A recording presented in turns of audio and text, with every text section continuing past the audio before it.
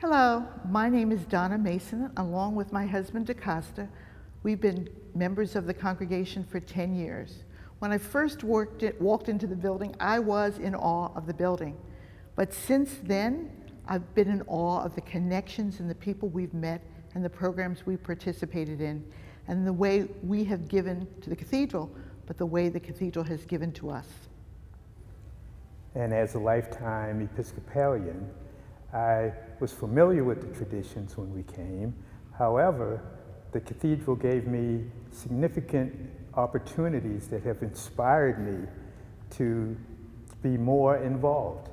I have been an usher for at least 7 or 8 years.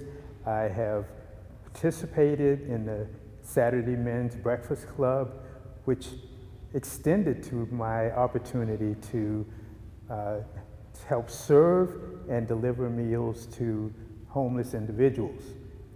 In addition, the Racial Justice Task Force. We have been fortunate that not only did we participate in those ways, but we were part of something called the Racial Justice Task Force, which gave us an opportunity to meet other people at the cathedral who were interested in discussing hard topics, and yet working through them in support of each other and the dean. So this was a unique opportunity for us to have that kind of interaction with faith community. And in addition, it has brought the two of us closer together.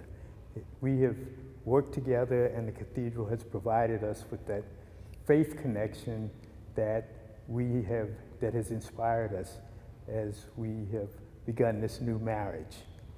Yeah, and we actually like getting up at 8 o'clock and coming to the cathedral to usher, and we've missed that during the pandemic, and yet we've stayed connected with the cathedral through YouTube.